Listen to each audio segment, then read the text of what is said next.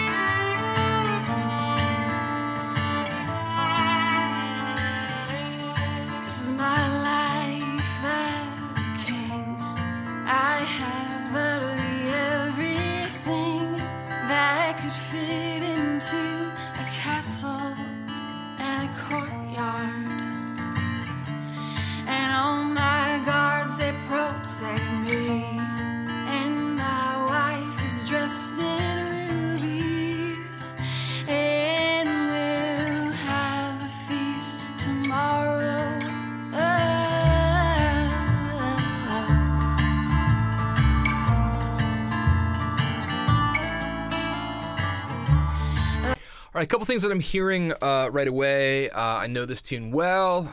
This is, I think, one from Joe Gilder and Graham over at Dueling Mixes. Anyway, the acoustic's a little bright and a little harsh, a little crunchy sounding to me. Not crunchy, like overtly crunchy, but it's just it's a little bright. I feel like the acoustic could be softened up to make it sound more natural, to get less top end. A couple things that I like to do to warm up my acoustics is I like to send them through tape. So tape, saturation, simulation, whatever you want to call it. Personally, I use the, if I want something darker, I'll grab the Studer from UAD, the Studer A800, or the Ampex ATR 102. One's a 2-inch tape, one's a 1/2-inch tape, so they're going to sound different. But other good ones that I like are the Slate VTM. I also like the Waves J37. Don't like the Kramer tape because it just doesn't sound like anything to me. But I mean, you guys know there's lots of cool plugins, tape plugins out there. So whatever you like. But I find that the tape softens it up, darkens it up in a nice way. You can also slow down the tape. So 15 IPS is, I think, most tapes default to. I think the Slate defaults to 30, but I usually run that on 15. And the slower you run the tape, right, it's physically moving slower. I'm not a tape guy. I didn't grow up cutting tape in the studio. I'm a little bit past that. I would love to learn how to do that. That's a whole nother rabbit hole. But you know, a lot of people don't have that sort of experience. But the slower the tape moves, the darker it's going to sound for a bunch of different sonic reasons. So 7.5 inches per second is sometimes a cool thing to do. The other thing to darken up acoustics I like to use are de-essers. All right, so de-essers. All a de-esser really is, it's a compressor compressing a certain frequency in the range. So it's kind of like a multi-band compressor that might be going between X and Y. If you can sort of pick two frequencies, that can sometimes sort of take care of some of the brightness of an acoustic without having to EQ any of the top end out. So it still stays. It can cut through a mix, but when it's a sparse mix like this, you can get away with a much warmer acoustic sound. So for this, I would always go for that. It's just that's always something that I try and do. Even like when you're playing live, most front of house guys just make your acoustic sound awful. You know, not your acoustic, but in general, acoustics sound terrible. So I'm not alluding that this sounds terrible by any means. I would just love to hear the acoustic a little less bright and a little bit warmer. The other thing for me is that the bass is a little bit subby and a little boomy, so it's kind of coming out. I love that it's mono and I love that it's up the middle, but it's just sort of, it's got a little bit too much low end, and there's not as much definition low mids as I would like. I would go to boost something probably around like 100 here I'd be looking for, and I'd be looking to do quite a bit of high pass filtering to roll off some of that bottom. For me, that would really just do a lot for this so far. Let's keep going. A beggar out living my days on the streets, without money means to eat, wandering aimlessly for table scraps and conversation. Okay, that violin, for me, that's sort of coming right here. It's a little loud. It's almost as loud, if not louder than the vocal. So for me, that's a problem. The vocal always needs to sit in a spot. You need to be able to hear the vocal, especially in a tune like this.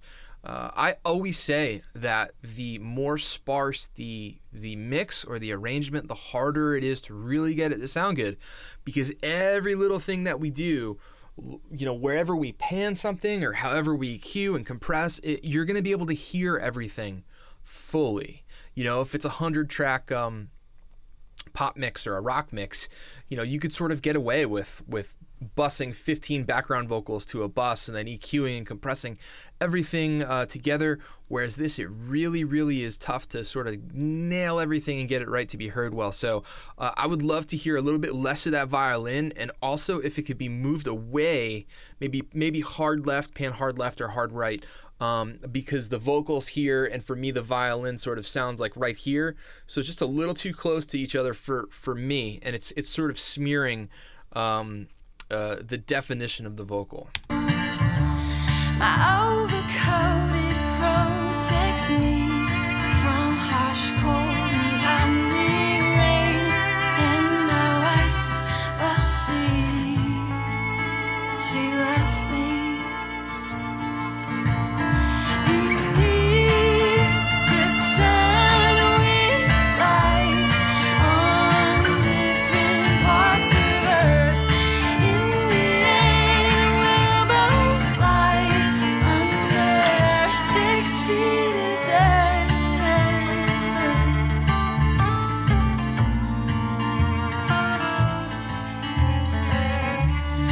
Okay, something else that I'm kind of hearing too is there's a lot of wetness on this mix. There's a lot of reverb going on, and I feel like things are getting kind of washed out with reverb, which is funny because I love reverb. I'm a reverb guy. I love reverb. Reverb's tough. It has a time and a place, right? So I totally love the fact that, Josh, you're going for, you're kind of going for that vibey vocal, and I love that. I like bold sounding stuff like this, and I totally respect it. It's just getting a little washy, and as a result, it's sort of muddying things up. I hope you know what I mean by washy. Everything's just sort of going like this, and there's sort of a lack of definition from all the different instrumentation that's happening. So make sure you're EQing your reverb. If you're gonna use a lot of reverb, you gotta be EQing your reverb. I'm talking pretty drastic stuff like check it out. If I'm gonna reverb, if I'm gonna reverb an EQ, if I'm gonna EQ a reverb, what I will do is I'll always have some filters going on, but I'll use a steeper slope. So this defaults to 12. I'll probably look for something like a 24. On the bottom, on the top, I'm gonna do the same thing. So we've got 24. Most of the time, you really don't need anything down here because all this is gonna do is muddy up your whatever. If you're sending something out to ascend and the return's coming back, it's going to muddy up the reverb that's returning to your track, whatever you have it on. So I will typically filter out stuff below 100. So I'll do something like this. And then up top here, depending on how bright the specific type of reverb is, depending on what reverb you're using, if it's a brighter plate or if it's a, maybe a bright chamber or something like that, I will typically pull something down to like 10K here. So I'm getting rid of all the stuff down here and I'm getting rid of all the stuff up here.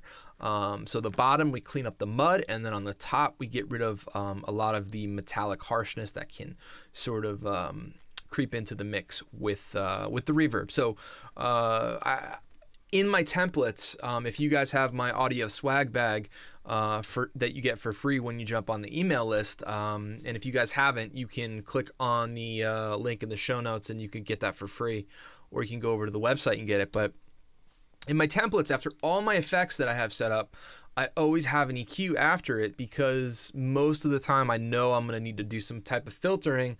Sometimes I'll pull something out in the middle. If I want to get rid of some mids, I might do something like this, okay? But most of the time I'm filtering my reverbs, I'm filtering my delays, anything I do like that. So just some food for thought there. And I think by EQing some of your reverbs here, that'll help you out a lot, Josh. Also, pull back a little bit of your send volume. I'm assuming you're going to sends. If you have it on the track and you're using it as an insert in your wet dry knob, pull back some of the wetness. And it's I love reverb on this stuff, but it's just a little washy here. I've seen him from my balcony, brushed past him on the street, but what would we even talk about?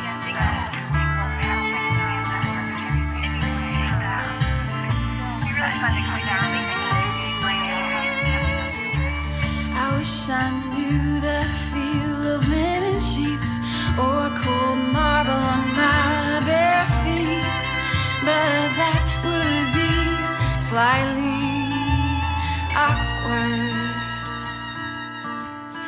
Beneath the sun we fly on different parts of Earth. In the end we'll both lie under 6 feet of dirt. Beneath the sun we fly on different parts of Earth. In the end we'll both lie under 6 feet of dirt.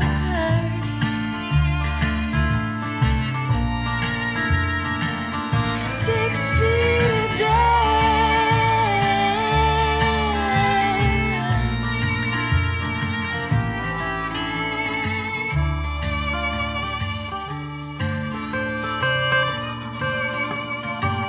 Six feet of dirt.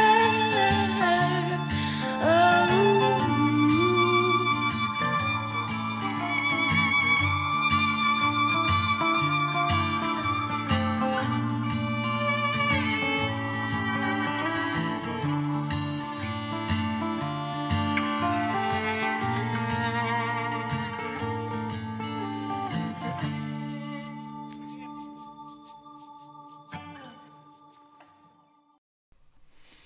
Cool. Maybe fade that out a little bit earlier. I think that stab was meant to be sort of after the fade out happens. I could also hear a little bit of the crosstalk in the vocal there. I don't know. That could be vibey though if you want that in the end. Again, lots of reverb. Okay, I'm hearing reverb on the guitar right. I'm hearing lots of reverb on the fiddle. You know, for me, what happens when you put reverb on instruments in addition to the vocals and stuff like that is you get this wash. And you know, unless you're handling it well and putting the proper type of reverb on there, you know, something that works, something that is sort of EQ'd well. You know, reverb can be a tricky thing to get right. Reverb is not an easy tool by any means. You know, getting reverb right is something that takes a little bit of finessing, a little bit of experimentation, and using certain things. So overall, just my main issues there were the bright acoustic, the violin being loud, sort of competing with the vocal, okay, and then this big sea of reverb going on. You know, I wouldn't by any means like a dry track in terms of that. I mean, I know it's a taste thing, but what happens is sometimes things can be too dry, things can be too wet. So it's all about finding a nice balance. You know, you could have a wet mix, but sort of under control and reined in. So a little bit of work for you to do there, but you know, but overall, I mean, you know, solid job, and I definitely appreciate you sending that in, Josh. You know, leave some comments below if you have any, you know, any insight as to what kind of reverbs you got going on there, or maybe you're thinking. I always love to hear people's, you know, thought processes when they're mixing, because you know, that's so important. Not just the what, but the why. You always got to ask yourself, why am I doing this? But great job, man. Appreciate that. That was 6 Feet of Dirt by Whitney Winkler, mixed by Josh Ernisse. Next up, we've got Chasing Cars by Tony and Una. And this is their interpretation of the Snow Patrol tune, so it's a cover. Let's check it out.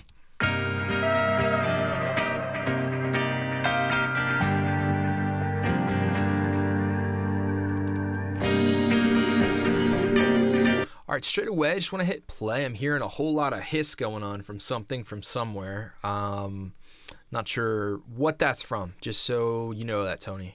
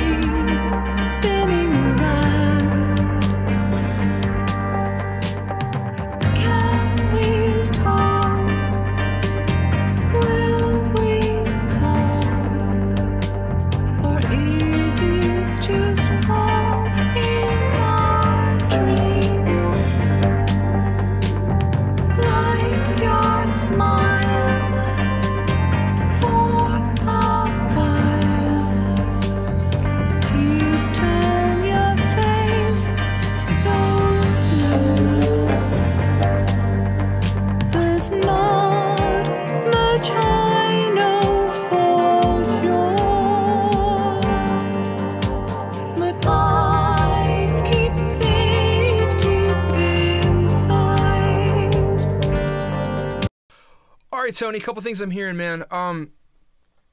So the main two issues I'm having here is the with the acoustic guitar and with the vocal.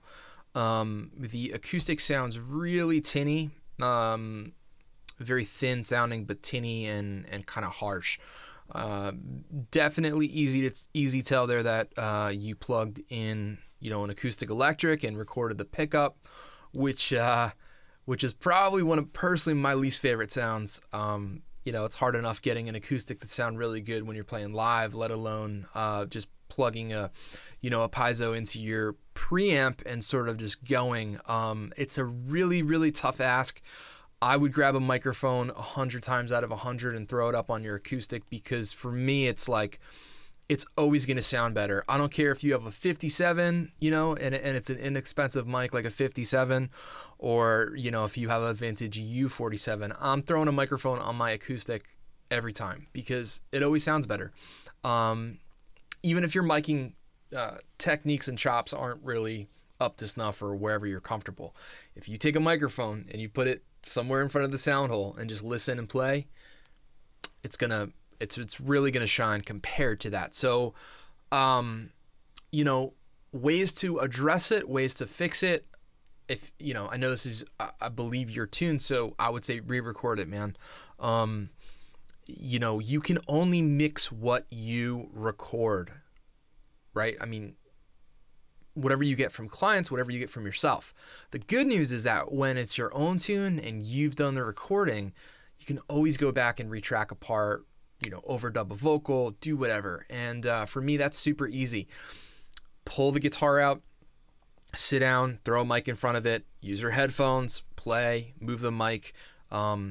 You know, for me, miking is much, especially with an acoustic, it's easy because you could sort of leave the mic in one spot and then you could like move your body around, okay? Instead of having to move the microphone, you can move your body and listen to where sort of, you know, the capsule's firing at the acoustic. That's just kind of my interpretation of that. I instead of having to mix that and fix it, I would rather just re-record it. Now the vocal, I'm hearing a lot of sibilance, a lot of brightness, and you know, just it's hard to tell. Some vocalists just have inherently sibilant vocal. You know, vocals, and you know, I have a few clients I work with that are like that, and sometimes excuse me, sometimes it's really a matter of capturing that correctly. So cheaper microphones with kind of crummy capsules in them can be very bright and crispy, especially ones made overseas in places like China and stuff like that. You know, some ways to avoid that would be the closer you get to the mic like this. Now, mine doesn't really do it as much because I'm going through a channel strip and I'm going through an LA2A and stuff like that. But, you know, the closer you get to the mic, if you have a sibilant voice, you can sort of hear it as I do it, right? If I'm saying sibilance, the closer I get to the mic, the more that stuff's going to pop out, okay? And the farther back you get from it, it's going to be a non-issue. One of the biggest mistakes I see with people recording is they get too close to the microphone and they feel like they have to be right up on it to sound good, and I don't really, I don't necessarily agree with that. I always try and do something like this where I'll kind of do one of these and I'll put two of them together, and, you know, I don't know, it's about a foot, maybe foot and a half, something like that. That's a great way to get around it. The other thing you can do is you can angle the microphone in different positions. You can point it downwards. So this right now, this capsule isn't firing directly at my mouth, and I'm doing that on purpose because I don't have a pop filter up, even though this has an internal one, and I don't want it to get super crunchy and crispy. So this is kind of firing sort of this way, and my voice is kind of coming that way at it. So you can, if, you know, here is your capsule, you can turn it down a little bit, you can turn it up a little bit, you could even turn it to the side. I've even done stuff where you could stick a pencil sort of in the microphone guard here, right where the capsule is, so that it diverts the wind from hitting the capsule, okay? Now there's a bunch of stuff you could do mix-wise, right? De-esser, multi-band compression, pull down some of the high end, but again, it really stems from the source. You gotta get the recording side of things right to get a good solid sounding mix. So sibilant vocals, kind of harsh, crispy sounding guitar so far. Those are important parts of the song, right? Got to get the vocal right. So that's just what I'm hearing so far. Not trying to get on you or anything like that. I just want you to really understand how important it is to get the vocal right. And you know, recording is not as hard as, you know, as people may think, or as you know, we make it out to be. It's a very logical process where, by using headphones or by trial and error, by recording something, you know, listening back, saying, okay, this position doesn't really work for me. You know, what am I hearing? How can I make it sound better? You know, just those are my thoughts on it. So let's keep cruising here.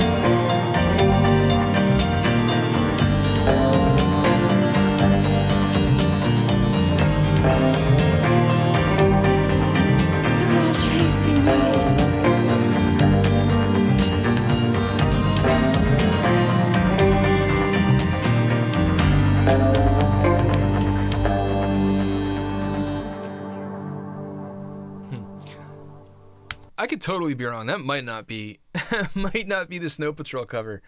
I don't know. That was definitely a different version of it if it was. So apologies if it's not. I'm sure you'll let me know, Tony. A couple things there towards the end, man. The synth pad you got coming in over here that was kind of just doing this was quite loud. I would pull that down a little bit.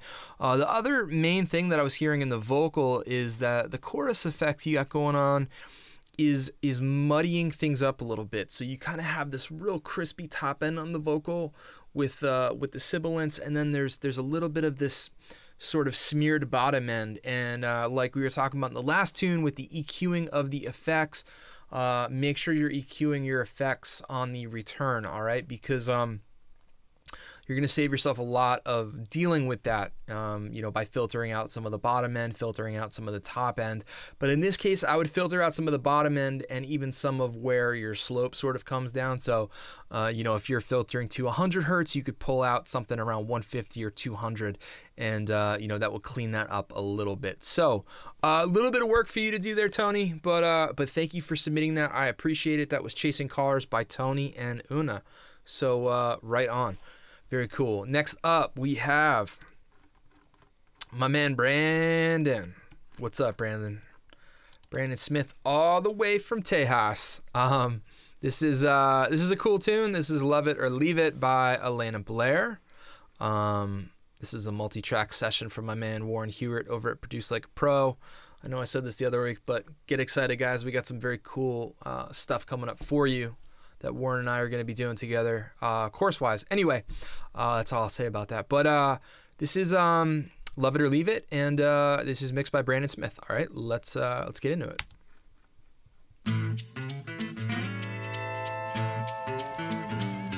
I've been waiting around for too damn long, watching you chase your tail.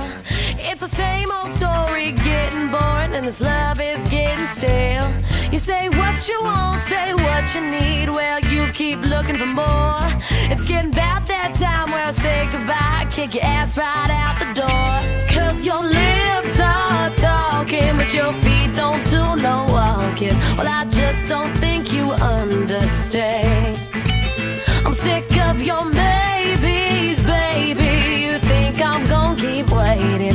Why can't you just be a man? Whoa, you can love it or leave it. You better believe it. Had enough of your games and I don't need it. You're not the only man left in this town. Whoa, you can love it or leave it. Can't in between it. Yeah, I said it. Hell yeah, I mean it. You're crazy if you think I'll stick around. Love it or leave it, the last you'll see of me. Love. Sounds great, Brandon. Love it, man. Killing it. One thing that I'm noticing during the verses is the lead vocal. I feel like could use just a little bit of a couple cuts in a couple places. Maybe a little bit of sounds to me.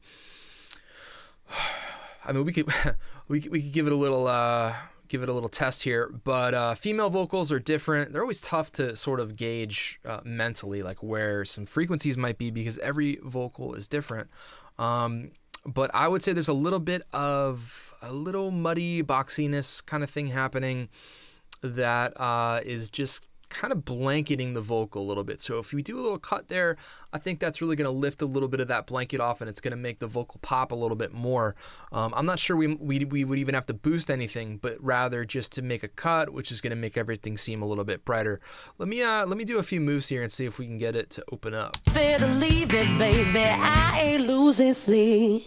She's a pretty little thing that loves her mama, but you met her at the candy store, and I saw you.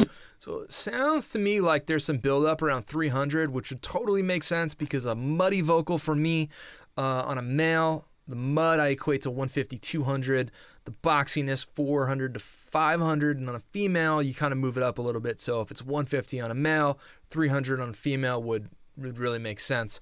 The other thing that I know that Warren does in his sessions is he has he prints a bunch of H3000 vocal tracks in stereo, and what an H3000 is it's sort of it's pitch shifting, and you would essentially tune one side a few cents up and another side a few cents down, and sometimes they just move really slowly. So it's a little warbling going on, a little bit of chorusing, if you will, not dramatic, not drastic, but it's subtle. He calls it the vocal thickening trick, which is cool, and it does work, but sometimes I find those need quite a bit of subtractive EQ. I'll typically bust those to their own bus, and then I'll cut a bit of the mud out of them. But anyway, let's try and get rid of some of this on the vocal. Checking out her legs as she walked through the door, and I watched and I let you go as I played you like a toy. Cause I know you're nothing but a good for nothing lazy little mama's boy. Cause your lips are talking, but your feet don't do no walk. Yeah, I hope you can hear that there. Good for nothing.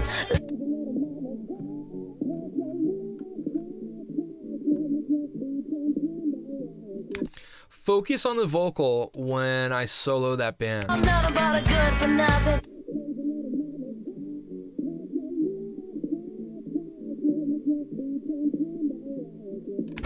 So lips are talking, feet keep on walking.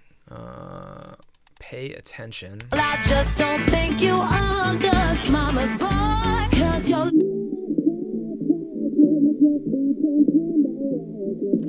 So I would call that sort of a blanketed little bit of mud, little bit of nasal going on there. If we pull that out, that's gonna get cleaned up a lot. The good news, Brandon, is that in the mix, all you have to do is really pull that out on our vocal. You know, I would do probably like a wider cut than I'm doing right now, but you can, you know, maybe something like with a Q of 2, pull out a little 300, you know, 2-3 dB, and that should sound awesome. Well, I just don't think you understand.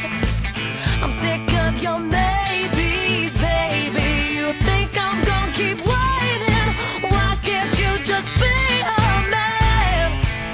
Whoa, you can love it or leave it. You better believe it. Had enough of your games and I don't need it. You're not the only man left in this town. Whoa, you can love it or leave it. Can't in between it. Yeah, I said it. Hell yeah, I mean it. You're crazy if you think I'll stick around. Love it or leave it. The last you'll see of me. Love it or leave it, baby. I ain't losing sleep. Love it or leave it. The last you'll see of me. I'd love to hear more kick right here, like just a little bit louder, but also a little more, just a little more oomph on it. Not so much attack, but maybe just more weight in like the chest area. Love it or leave it, baby. I ain't losing sleep. So you can love it or leave it. You better believe it. Had enough of your games and I don't need it. You're not the only man left in this town. Whoa, you can love it or leave it. Can't in between it. Yeah, I said it. Hell yeah, I mean it. You're crazy if you think I'll stick around. Love it or leave it. You better believe it. Had enough of your games and I don't need it. You're not the only man left in this town. Whoa, you can love it or leave it. Can't in between it. Yeah, I said it. Hell yeah, I mean it. You're crazy if you think I'll stick around. Love it or leave it. The last you'll see of me. Love it or leave it, baby. I ain't losing sleep. Love it or leave it. The last you'll see of me. Love it or leave it, baby. I ain't losing sleep. Yeah, killer mix, man. Really good job, Brandon. You always do great work, man. But I thought that was good. I thought just a couple things you can do to really make that great. Little bit of subtractive EQ on the vocals, all right? That will absolutely make a big difference in that. Especially listen to this part when the vocals kind of get a little soloed up. Love it or leave it. The last you'll see of me. I like your use of the reverb there. The tails sound very under control, and they are they're not muddy, they're not overly bright, so that's great. But right here, baby, I ain't losing sleep. There's just a little bit of that nasal thing going on. So you know, check the areas, man. 300, 400, 500, 600. Boost, sweep. Just figure out what you're listening for. Pull that out. It might even be a couple different points, but you know, it's sort of tough, right? You don't want to lose your mids or your low mids, but at the same time, it'll really make that vocal pop. I don't think it needs any boosting, just a little bit of subtractive stuff. I ain't losing sleep. And you should be good to go, my friend. So really great job, man. Enjoyed that for sure. Kind of fun too to have a little pop country tune on there. Right on. Last up, we got Hope with Why Don't You Stay? I don't know who the artist is. It might be Hope. Might not be. I don't think I got it in the email. So, guys, if you're going to send them in, make sure you include all the stuff. Though, you know, I just like to give the bands you know, some of the credit and the just you know, the shout outs that they deserve for sure. So without further ado, let's jump on over to Why Don't You Stay, and we'll check it out. Here we go.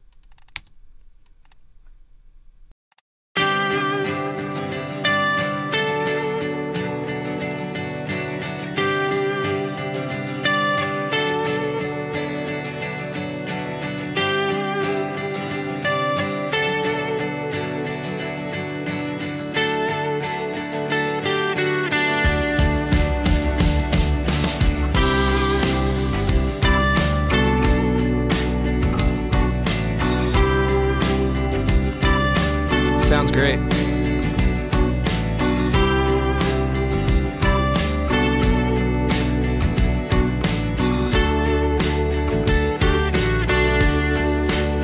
Well, I know a lot of guys have been in love with you, girl, but you didn't let that many into your secret world.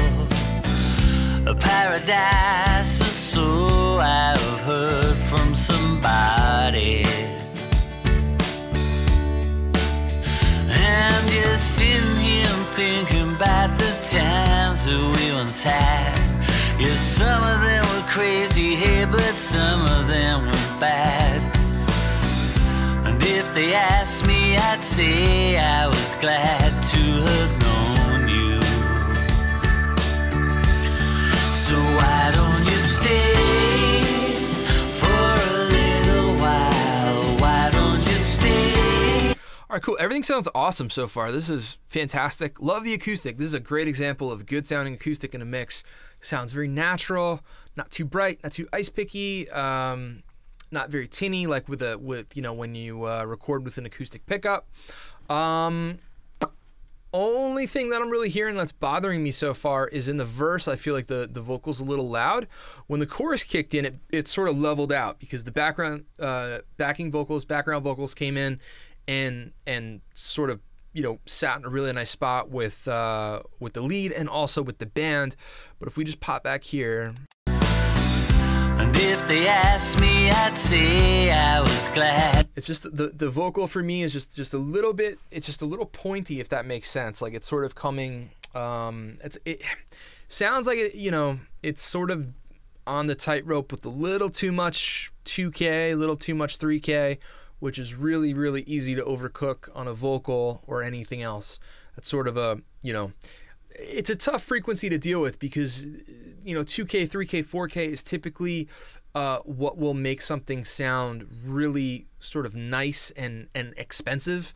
But at the same time, it's easy to overcook that and to push it forward a little bit too much. So, you know, a good way to pump that, like to sort of pump the brakes on it, instead of cutting right away, would be to maybe pull it down a little bit. So then that way when it's poking out and it's pushing forward, it will cut instead of being louder. You can bring it down and make it a little bit quieter. If it's still kind of doing that, then maybe you might need to, you know, take down some of that 2K, 3K, 4K thing. But I like when the chorus comes in. I think it sounds nice. Come on and make me smile. Why don't you stay? We could just talk all night. Why don't you stay? It's still a little bit loud and a little bit forward, pokey, but you know, but not as bad as the verse. But overall, I would definitely address that area of the vocal. When I heard that you got married to that old friend of mine, and it didn't take too long for you stepped out of the line.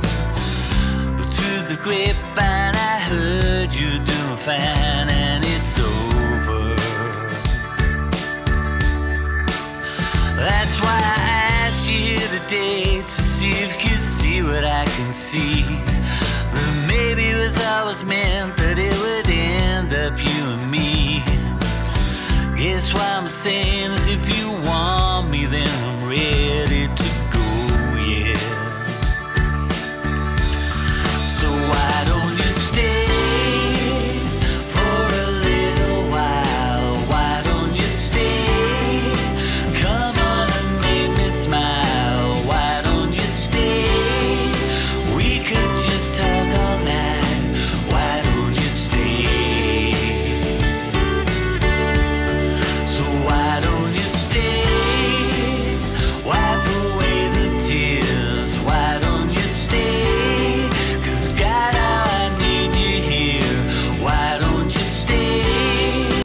everything sounds great. I just flipped the mix to mono here. I typically sum to mono on my Dangerous monitor controller here, but I've got a mono button and different speakers and stuff that I'm kind of listening through. But check this out, guys. This is how you know a mix holds up well, is when you flip it to mono and everything's still sounding good. You know, you can hear everything well. You get instrument separation and everything. It doesn't fall apart and collapse when you flip it into mono. And that's a great way to check your mixes, is to mix in mono. I don't like to mix in mono. Some people say, oh, mix in mono. I don't like to mix in mono. I like to check in mono and see where everything's at, right? How can I make this clear? Why don't you stay? And I know I'm not the easiest man in the world, and I know there's nothing simple about loving me, girl. So let's get together and give it a whirl. What you say now?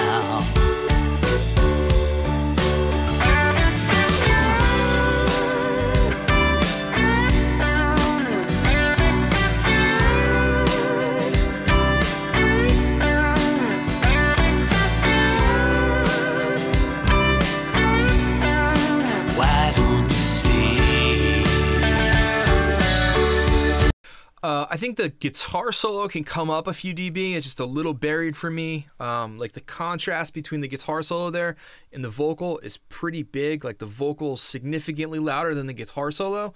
And, you know, whenever there's a vocal, that's always the most important instrument, right? And that needs to sort of be paramount in the mix. But then when you have a guitar solo, then the guitar solo becomes the most important instrument in the mix. And it was just a bit quieter there than the vocal, and you could sort of hear it when it goes back and forth. You know, those are really my, you know, just a couple things that I'm hearing. I think the drums sound awesome. Great job on the drums. They sound so natural and just like a really good drum kit. The bass sounds good. It's tucked in. I'm not really noticing it too much, and for me, that's how I know, you know, bass is in a good spot, when I'm not like, oh wow, that's a lot of low end, or, you know, I'm missing the low end. Everything sounds good. You know, just a couple things on the vocal there, a couple level issues in terms of volume. So why don't you stay? Wipe away the tears. Why don't you stay? 'Cause God, I need you here. Why don't you stay? There's something when you are near. Why don't you stay? So why don't you stay? Why don't you stay? Why don't you stay? Why don't you stay? So why don't you stay? Why don't you stay? Why don't you stay?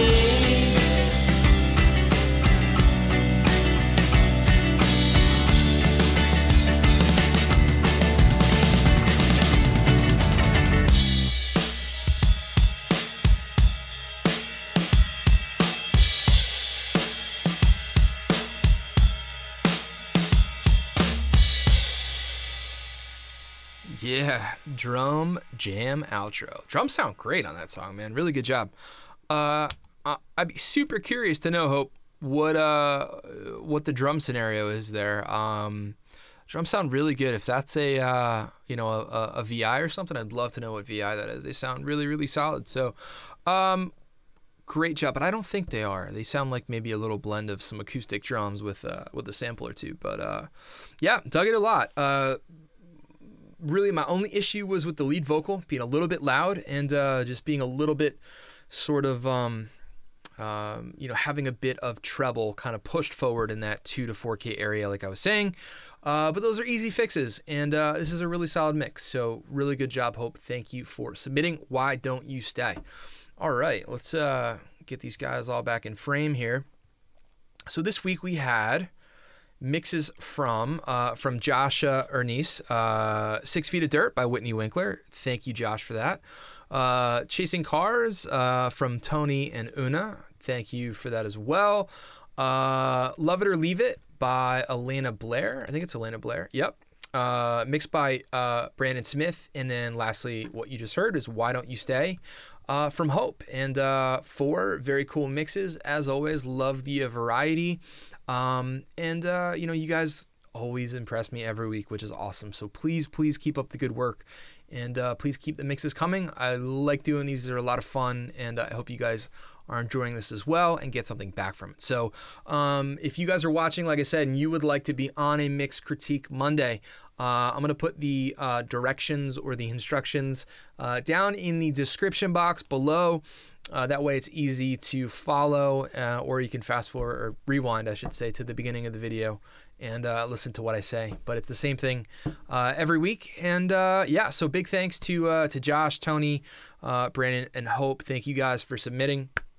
This has been another Mix Critique Monday. Today is May 1st, 2017. As always, guys, thank you so much for tuning in. Thank you for watching. I appreciate all of your time. Hope you guys all got something for this. Yeah, hope you all have a great day, and I will catch you next time. All right, see ya.